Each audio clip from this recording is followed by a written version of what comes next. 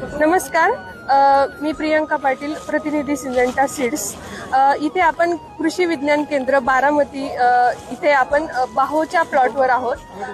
बाहो ही सिंजंटाची गावरान वानातली एक व्हरायटी आहे आणि बाहोचं वैशिष्ट्य असं की आपण साहो ऐकलाच असेल, साहोपेक्षा बाहोचं फळ हे जास्त मोठं येतं आणि वैशिष्ट्य असं की बाहो हा आपण त्या शेतकऱ्यांसाठी बनवला आहे ज्यांचा उत्पादन खर्च कमी व्हावा किंवा ज्या शेतकऱ्यांचं बजेट आपलं कमी आहे त्या शेतकऱ्यांनी बाहोची लागवड करावी। आणि दुसरी गोष्ट म्हणजे की आपण हाय डेन्सिटी प्लांटिंग हा एक कॉन्सेप्ट आहे ज्याच्यात कमीत कमी जागेत जास्तीत जास्त रोपांची संख्या यावी आणि उत्पादन वाढावं याकरता आपण बाहो सजेस्ट करतो, जेणेकरून आपल्याला जी आयडियल साईज आहे फळाची ती भेटेल, कमीत कमी अंतर ठेवलं तरी देखील।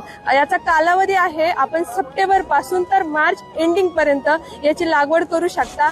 65 ते 70 दिवसात आपल्याला हे तोडणीला येतं आणि त्याचबरोबर पानं फळं पोखरणारी अळी, नागअळी, अर्ली ब्लाइट, लेट ब्लाइट किंवा मर होणे अशा कुठल्याही रोगाला किंवा किडीला बाहो हा त्याचा अटॅक होत नाही। आणि सेटिंग तर तुम्ही बघू शकता आणि पंजा बघा पकडलेला आहे, तर प्रत्येक पंजा हा परिपक्व झालेला आहे आणि बाहोचं फळ तर तुम्ही बघू शकता।